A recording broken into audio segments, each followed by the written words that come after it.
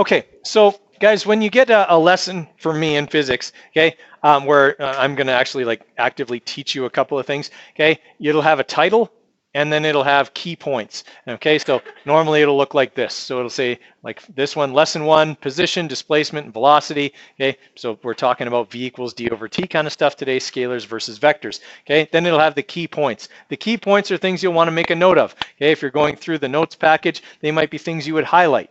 Okay, and you can do that because it's a Google Doc, okay, and you can modify it on your phone if you need to, okay, or wherever, okay. So we need to understand that the motion of objects and systems can be described in terms of displacement, time, and velocity, okay. We need to be able to understand what scalar and vector quantities are, okay, and we need to define velocity as a change in position during a time interval. In other words, V equals D over T, which can also be written as final position minus initial position over time. Okay, one of the formulas you learned in Science 10. Okay, displacement is the change in position. If I take the change in position over time, I will get velocity, meters per second. Okay, now, these are all what kind of quantities? Velocity and displacement are vector quantities. Time is scalar. Okay, time is a scalar quantity because as far as we know, time only goes one way. Okay, unless you know something I don't. All right, if you have a time machine, let's talk. Okay. All right, the other way of looking at this is from the scalar perspective. V equals D over T. Now we're looking at speed is distance divided by time. Direction does not matter for these quantities. Okay, like for example, if you get pulled over on the Deerfoot, okay, by the police, and they ask you how fast were you going, because that's usually what they ask you if you get pulled over. Okay, you probably want to give them your speed. Okay, if you tell them your velocity, and you say like I was going 134 kilometers per hour at 10 degrees west of south, they will have a follow-up question. Have you had anything to drink today? Okay. All right, so they don't need to know what direction, they only care how fast you were going, okay? Just tell them that, and then otherwise, yeah, things might get worse for you, okay? Because especially if you're going 134 in the wrong direction, that's a separate ticket. They already know that, okay? So you want to avoid that kind of stuff, okay? So those are the formulas that we're kind of talk about today. Their review, obviously, that's easy stuff from Science 10, okay? Guys, and this comes to one of the most important skills you need to have for physics, and that is algebraic skills. You have to be able to manipulate equations in physics. Okay, if you are still kind of at this point, and I hate even drawing this because oh man, it just makes me angry. You're screwed. Okay, I'm not going to mince words. If that's how you manipulate equations, here's the problem you're going to run into.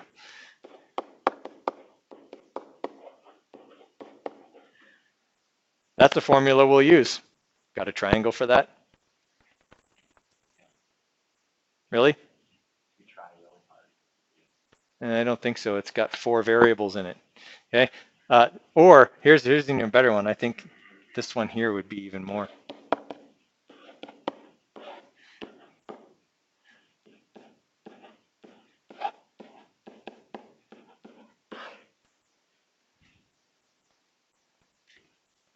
Don't think you're going to come up with a triangle for that one. Okay. Or this one.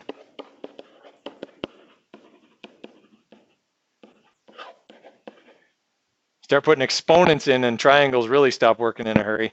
Okay. Guys, you got to be able to manipulate equations. Okay. There's only 3 things you got to remember to manipulate an equation. All right. If I want to move something, I do the opposite. What I do to one side, I do to the other. And the other one's kind of a half rule. I move what's not attached to what I'm looking for first. Okay. If you can remember those 3 rules, you can get through. All right. Those 3 rules got me through university physics. Okay. It's just algebra.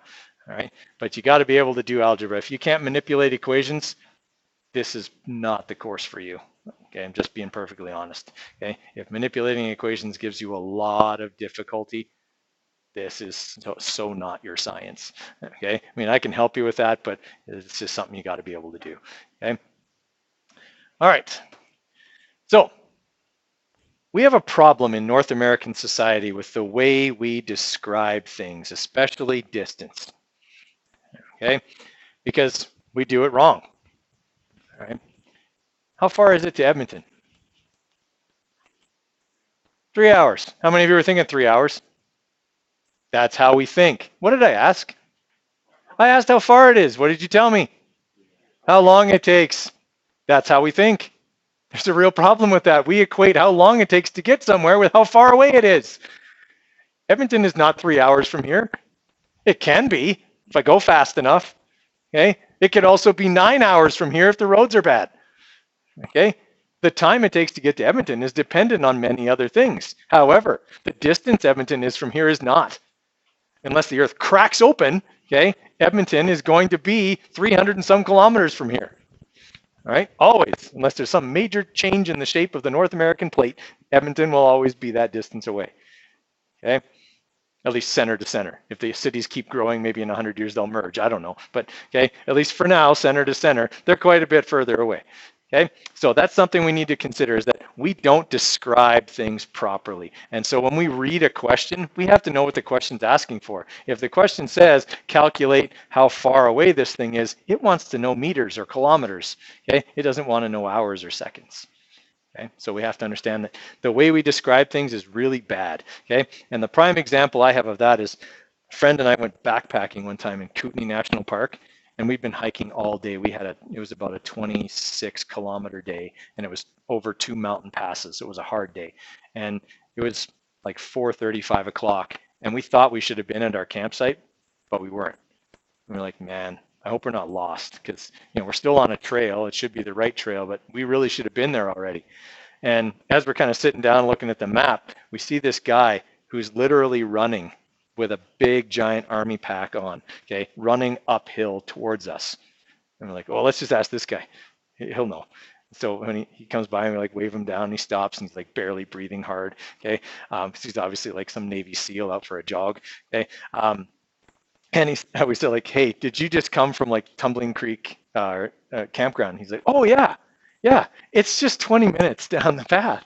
We're like, oh sweet, and throw our packs on, and an hour later, we got there. We were cursing this guy, okay? Cursing this guy because we were tired, hungry, we weren't thinking straight. It never occurred to us that this is the Navy SEAL guy, and he's been running with a heavy pack on uphill towards us. He's way faster than us. What did he tell us? He told us how long it took him to get there, not us, two out-of-shape teachers on their summer break, okay?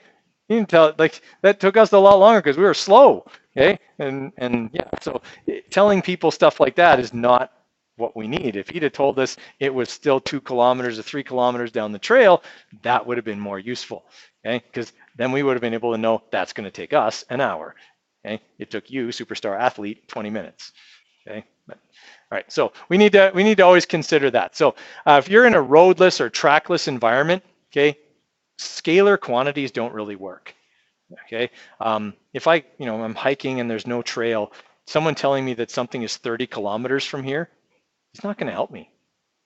I have 360 choices for which direction to go. My chances of getting there are slim to none. Okay, I need something that's got a little bit more information in it, like a vector quantity. It's this many degrees south of east and this far away. Then I can orient with my compass and make sure I arrive there. Okay, so scalar quantities are not, they are useful. They have a time and a place. If there's a path to follow, a scalar quantity is fine. Okay, it's 10 kilometers. Okay, I follow the trail 10 kilometers. Okay, if I'm flying a helicopter, I need a vector quantity. Okay, I'm not following a trail most likely if I'm in a helicopter or an airplane. I've got to have a heading and a distance and things like that. So there's uses for both. One is not less valuable than the other depending on the situation. Okay, similarly, one is not more accurate than the other. Okay, just because I give more information in a vector quantity doesn't mean it's more accurate than a scalar quantity. Okay, a scalar quantity can actually be more accurate because accuracy is based on how you measure it, not on how much information you give. Okay, so if I'm talking to somebody about this and say Calgary's 40 kilometers away, that's a scalar quantity. But if I say it's 40 kilometers and it's at, let's say, 13 degrees west of north, okay, that's just as accurate as that. It's measured to the nearest kilometer. Okay, they're equally accurate. But if this one was, it's 40.00 kilometers, that's more accurate. Okay, it's measured to the nearest centimeter. That's more accurate than this one. Okay, everyone follow the difference between accuracy and detail? Okay. All right, so we said here, more descriptive description, not more accurate. More descriptive description would be Calgary's 40 kilometers away, 13 degrees west to north. Okay, we'll finish that up on Monday. Make sure you have the notes package in whatever form you're going to use it for Monday. Okay.